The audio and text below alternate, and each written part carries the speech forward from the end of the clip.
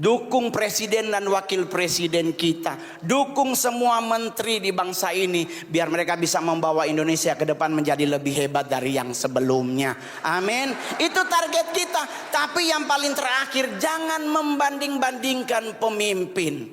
Karena setiap pemimpin punya kelebihan dan kekurangan masing-masing. Yang ada sekarang Pak Prabowo dan Pak Gibran, kita doakan mereka berdua bisa membuat Indonesia makin hebat.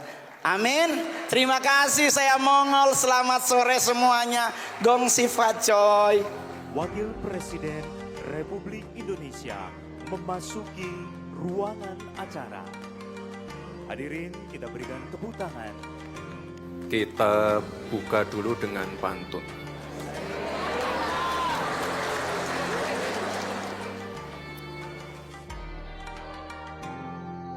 Suasana meriah dan penuh sukacita menyelimuti Taman Mini Indonesia Indah, Jakarta Timur pada Minggu 9 Februari 2025. Ribuan warga merayakan Tahun Baru Imlek 2576 dalam sebuah acara tingkat nasional yang dihadiri oleh Wakil Presiden Republik Indonesia, Gibran Rakabuming Raka. Acara bertambah meriah dengan penampilan tarian dan nyanyian, serta penampilan pelawak tunggal Indonesia keturunan Mongol, Roni Immanuel, atau yang disapa akrab Mongol Stres. Mewakili Presiden Prabowo Subianto, Gibran menyampaikan sambutan hangat dan penuh makna, diawali dengan lantunan pantun yang khas. Sambutan Gibran tak hanya berisi ucapan selamat, ia juga menyampaikan salam sejahtera dalam berbagai bahasa dan ungkapan, menunjukkan keberagaman Indonesia yang ia sebut sebagai kekuatan utama bangsa. Makan ikan ditemani sayur capcay. Terasa nikmat sambil nonton barongsai. Saya ucapkan gongsi facai. Semoga cita-cita dan impian Bapak Ibu semua tercapai. Ia menekankan pentingnya menjaga toleransi, kerukunan, dan persatuan di tengah keberagaman. Wakil Presiden juga menyampaikan apresiasi yang tinggi kepada Matakin, Majelis Tinggi Agama Konghucu Indonesia, atas kontribusinya dalam menjaga toleransi dan keharmonisan antar masyarakat. Gibran juga membicarakan program makan bergizi gratis yang dicanangkan oleh Presiden Prabowo, program yang ia katakan banyak ditunggu-tunggu masyarakat bahkan sebelum ia dilantik. Lebih lanjut, Gibran menyampaikan terima kasih kepada seluruh aparat dan masyarakat Indonesia yang telah berperan serta dalam menjaga keamanan dan kelancaran perayaan Imlek 2025. Ia mengajak seluruh masyarakat untuk terus bergandengan tangan, saling mendukung, dan membantu dalam menghadapi berbagai tantangan ke depan, termasuk ketidakpastian ekonomi, ketegangan geopolitik, dan dampak perubahan iklim. Terima kasih, selamat sore semuanya. Selamat sore buat Pak Wakil Presiden, selamat sore buat Pak Menteri Agama, Ketua Umum Matakin Indonesia, Ketua Panitia, dan yang bayar Mongol. Terima kasih saya bisa hadir di tempat ini. Izinkan saya memperkenalkan diri Pak Wapres. Saya bernama Mandarin juga Pak. Saya sionya kuda. Ya kan? Berarti kuda di tahun ular ini keren duitnya. Dimulai dengan hari ini. Enggak ditawar Pak. Gede bayarannya. Tapi potongannya juga gede Pak. Tapi nggak apa-apa lah, yang penting masuk. Saya mama asli orang Manado dari suku Sangir. Bapak saya asli orang China, no mix sama sekali. Beliau masuk Indonesia tahun 76. Ketemu dengan mama saya di Manado di lantai dansa.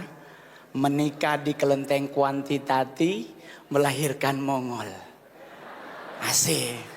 Jadi muka Mongolnya kelihatan Pak Wapres. Tapi untuk di luar negeri Pak. Saya waktu manggung di Korea, manggung di Jepang, manggung di Afrika, di Amerika, Australia. Mereka ngomong, are you Mongolian? Saya bilang, no, I'm from Indonesia. No, I think you Mongolian. Jadi saya di luar negeri Pak Wapres dianggap orang Mongol. Tapi di Indonesia tidak Pak. Langsung ditanya, marganya lain. Langsung dianggap saya orang Batak Pak. Karena memang lebih cocok Pak. Manado kan ganteng, putih, mancung. Mongol nggak ada Pak potongannya. Jadi kadang kalau di Indonesia suka tertekan Pak kalau saya. Acara ngumpul begini ada yang hilang handphone, saya langsung deg-degan. Pasti saya yang dituduh Pak. Tetapi kalau nanya, kenapa Mongol milih stand up? Kenapa tidak jadi sesuatu yang mungkin jadi bupati, wali kota, gubernur? Enggak Pak. Saya lebih enak jadi stand up karena 15 menit, one day before show lunas. Itu Pak enaknya. Dan stand up komedi itu Pak Wapres sendiri tahu pasti durasi hanya 15 menit Pak. Kadang bisa jadi 8 menit tergantung acara. Enggak dipotong Pak.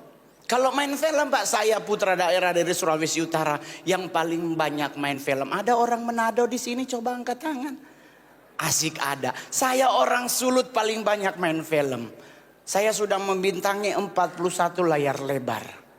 Dari 41 layar lebar, 7 saya jadi cowok.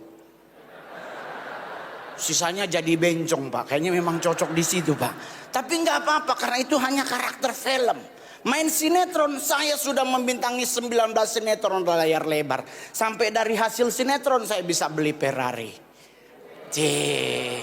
Tapi mana Ferrarinya Pak Mongol? Dijual Pak. Karena nggak cocok sama muka Pak Wapres.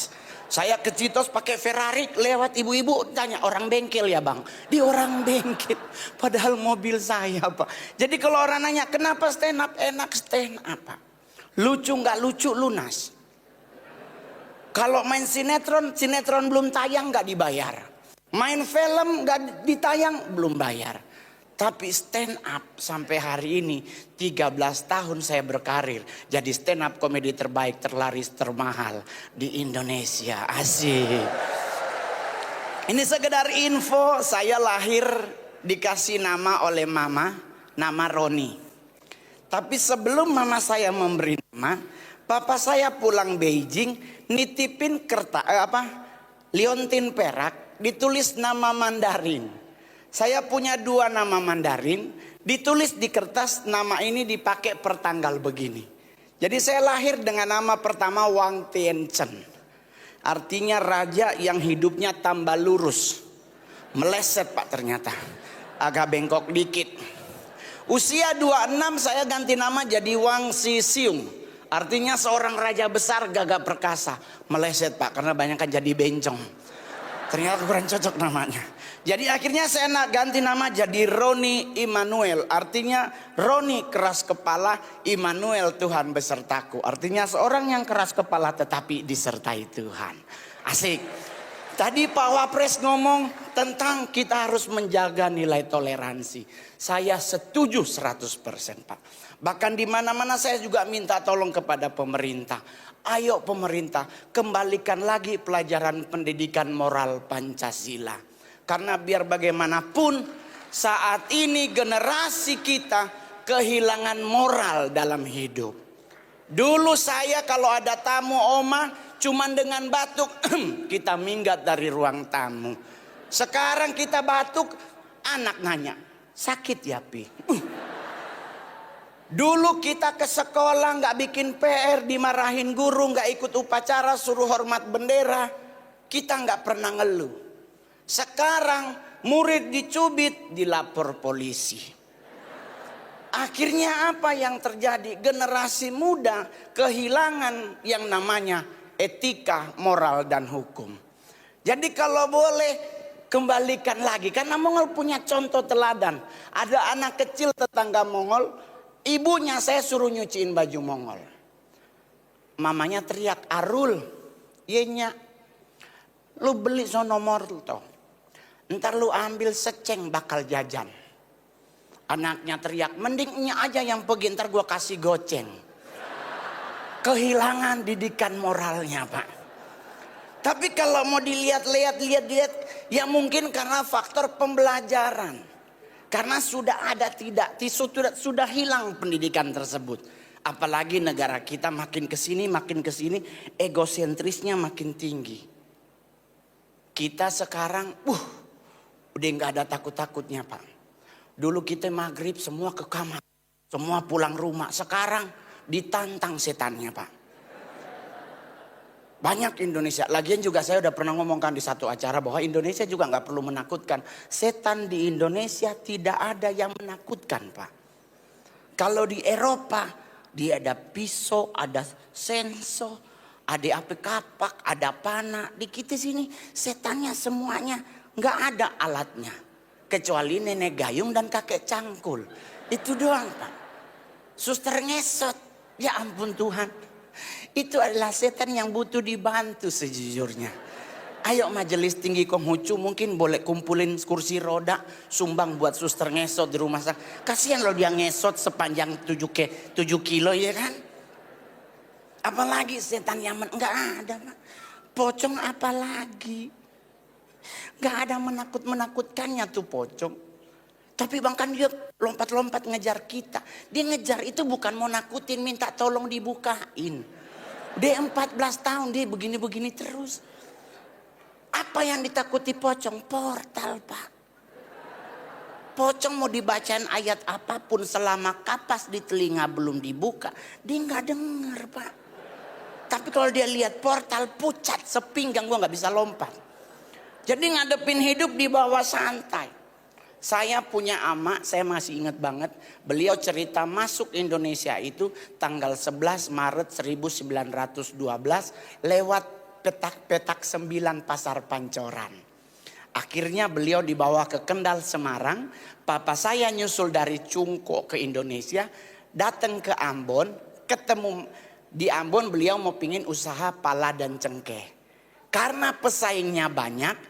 Disuruhlah ke Manado. Karena di Manado banyak pala dan cengkeh juga. Nah ketemulah mama. Itulah yang membuat Mongol ya suka dansa-dansa. Karena orang tua ketemu di lantai dansa. Papa saya sekarang berusia 93 tahun. Masih hidup Pak Wapres di Beijing. Masih hidup, bahkan masih pingin nikah lagi katanya. Saya anak pertama laki dari dalam keluarga. Tapi status anak ke-19 Pak Wapres. Dari 26 bersaudara.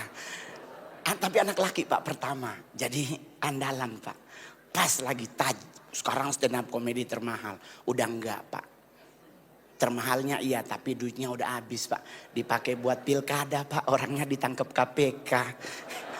Nggak bisa diminta lagi Pak Wapres duitnya. Tapi kalau orang nanya, Ngol kebanggaan tampil di depan presiden dan wakil presiden apa? Bisa foto bersama Pak. Nanti Pak izin foto ya Pak ya. Mohon maaf teman-teman, Mongol kasih tahu stand up komedi Indonesia pertama 2025 tampil di depan presiden dan wakil presiden adalah Mongol. Asik. Jadi buat yang hadir hari ini termasuk juga buat yang cantik-cantik. Percantik hatimu sesuai ajaran Nabi Konghucu. Kita percantik hati, nggak usah percantik paras, percuma 40-50 muncul kerutan. Ya kan? Percantik hatimu, rajin ibadah. Kalau ada lebih rajin memberi. Karena kenapa? Percuma kita pakai skincare. Karena skincare itu untuk muka, leher enggak. Banyak sekarang putri-putri Indonesia mukanya glowing tapi lehernya enggak. Jadi sama kayak kaki kena knalpot, putih ada hitam di tengah. Enggak usah. Coba kita contoh orang tua kita zaman dulu. Amaknya Mongol sampai beliau meninggal. Bedaknya FIFA nomor 6. Itu ketebelan kayak keracunan ikan tongkol. Merah. Dulu bedak cuman ada Fambo, bedak Marx. Tapi coba Anda perhatikan. Mereka menikah seumur hidup. Kenapa? Karena perempuan kalau cantik hati, pria lebih tertarik daripada cantik muka. Amin. Dan buat pria juga mau ngingetin. Anda fokus cari duit. Nggak usah nge-gym. Sekarang tiap sore laki nge-gym. Mau ngapain? Mau six pack? Nggak usah 100 cowok di tempat nge-gym six pack. 80-nya ngondek Pak. Nggak usah. Nggak usah. Mau hidup sehat, pola pikir yang harus kita sehatin. Makan minum gak usah terlalu khawatir. Selama itu tidak melanggar etika, moral dan hukum, hantem. Saya beragama Kristen. Disuruh makan babi. Ditegur dokter, katanya babi mengandung cacing kremi yang dimasak pada 1000 derajat Fahrenheit. Cacingnya nggak mati Pak Mongol. Mongol bilangin sama dokternya, ya mungkin dok nggak mati, tapi kan dikunyah, putus cacingnya. Kenapa jadi ribet? Kalau kita nggak boleh makan ya jangan lakukan. Tetapi kalau seandainya kita pengen hidup sehat, yang kita lakukan adalah polanya yang kita perbaharui. Tapi mau makan apa aja selama akidahnya benar, gas. Ya dong. Lah orang tua Mongol, amak Mongol dari Cungko nggak mungkin makan 4 sehat 5 sempurna. Orang di kapal. Di kapal makannya katanya sayur asin. Tapi 106 meninggal. 42 dokter udah duluan meninggal dari Oma Mongol. Jadi anak Mongol bilang kenapa dia meninggalnya lama. Budek Pak ternyata. Ternyata salah satu rahasia umur panjang itu adalah budek. Kenapa orang budek lama mati? Orang dia dipanggil sebelah aja nggak denger, apalagi sama yang di atas. Di sebelah. Ya kan? Jadi nggak usah khawatir. Sama juga dengan bapak-bapak yang hadir hari ini, perut Anda buncit. Jangan mau diintimidasi oleh dokter. Hati-hati loh, jangan kegemukan, hati sakit jantung ini. Nggak usah. Gemuk itu lambang kemapanan.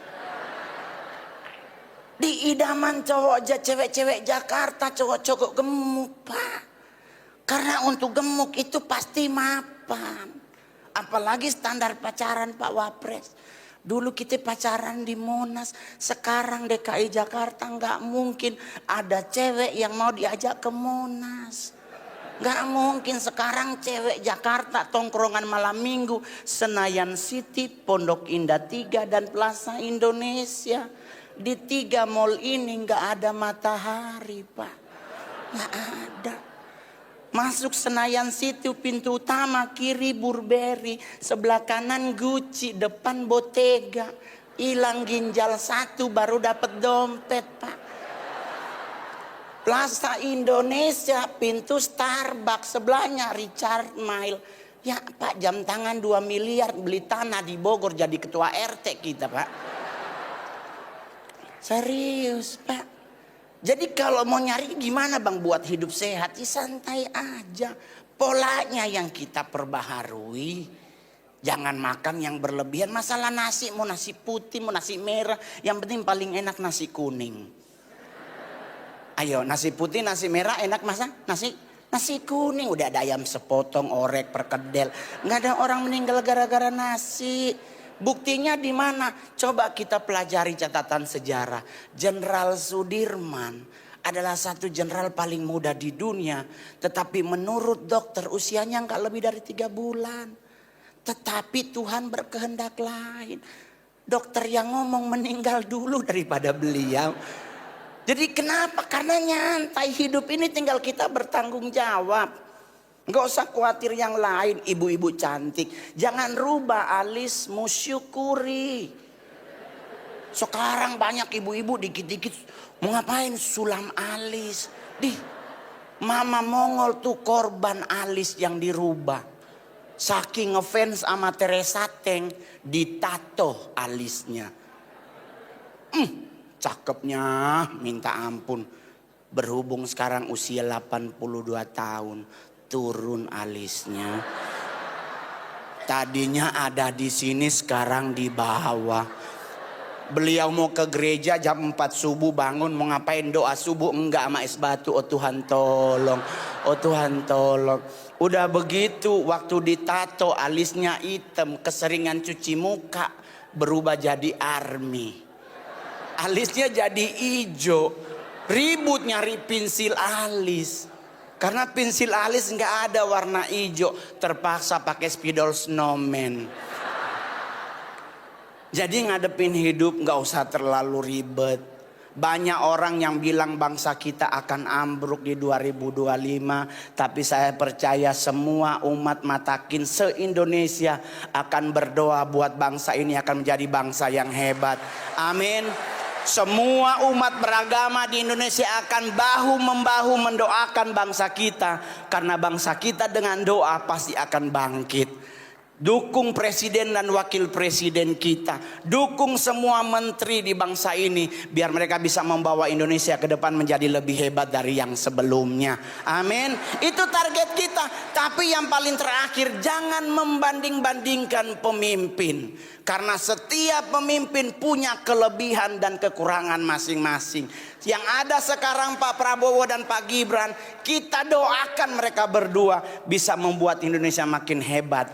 Amin. Terima kasih, saya Mongol. Selamat sore semuanya. Gong sifat coy.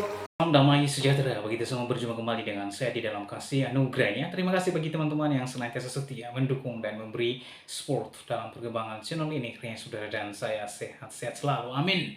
Nah teman-teman, di dalam video tersebut Mongol Stress menjelaskan kita mendoakan pemerintah dan menteri-menteri merah putih di dalam pemerintahan Prabowo Gibran. Nah teman-teman, apa kata Alkitab terkait dengan hal itu? Alkitab menjelaskan di dalam 1 Timotius pasal 2 ayat 1-4 di sana dikatakan bahwa kewajiban orang percaya yang pertama-tama, aku menasihatkan naikkanlah permohonan, doa, syafaat dan ucapan syukur kepada semua orang, untuk raja-raja dan untuk semua pembesar, agar kita dapat hidup tenang dan tentram dalam segala kesalehan dan kehormatan.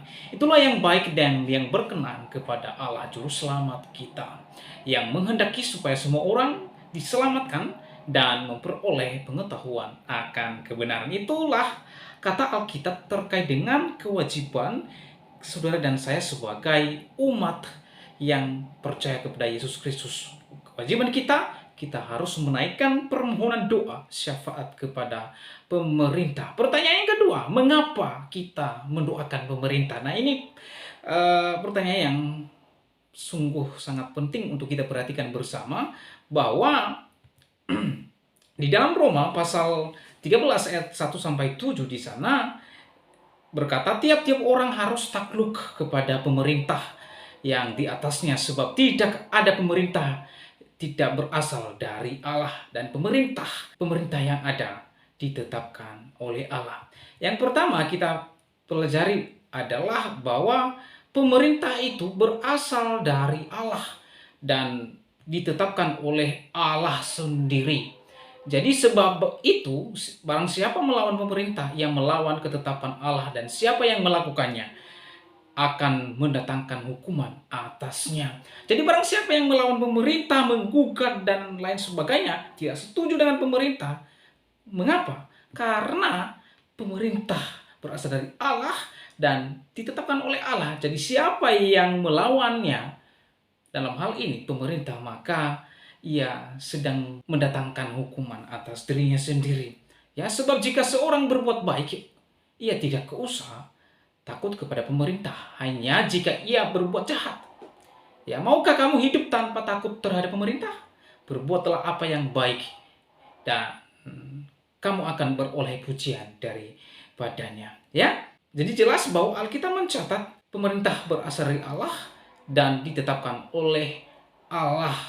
Nah, selanjutnya, karena pemerintah adalah hamba Allah, ini sangat kita perhatikan, ya. Bukan hanya saja berasal dari Allah, bukannya saja yang ditetapkan oleh Allah, tetapi yang tidak kalah pentingnya adalah pemerintah itu adalah hamba Allah, ya, untuk kebaikanmu. Tetapi jika engkau berbuat jahat, takutlah akan Dia, karena tidak percuma pemerintah menyandang pedang. Pemerintah adalah hamba Allah, ya. Ini yang ditegaskan oleh kitab suci, ya. Pemerintah itu adalah hamba Allah untuk membalaskan murka Allah atas mereka yang berbuat jahat.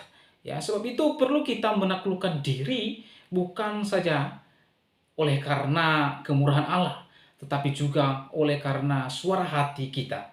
Itulah juga sebabnya maka kamu membayar pajak, karena itu Alkitab mencatat bahwa kita orang-orang yang sudah percaya kepada Yesus Kristus wajib membayar pajak, karena mereka yang mengurus akan hal itu dan pelayan-pelayan Allah. Bayarlah kepada semua orang apa yang harus kamu bayar.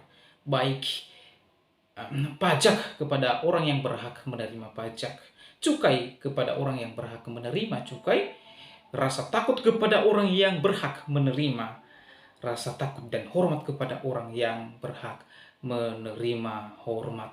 Nah, teman-teman, yang perlu saya tegaskan di sini adalah pemerintah adalah berasal dari Allah, ditetapkan oleh Allah dan hamba Allah. Maka kita terus mendoakan pemerintah dan menteri-menterinya seperti yang diucapkan, yang disampaikan oleh Momon, bahwa kita harus dan terus mendorong pemerintah dan mendukung pemerintah. Terlebih kita mendoakan mereka di dalam tanggung jawab yang sudah dipercaya kepada mereka.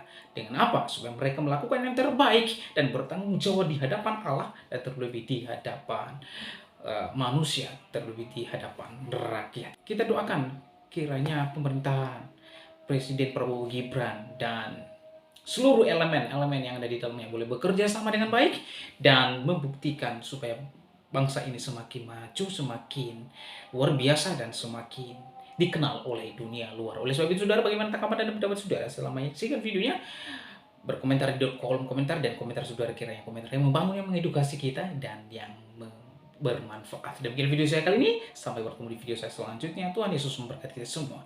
Shalom.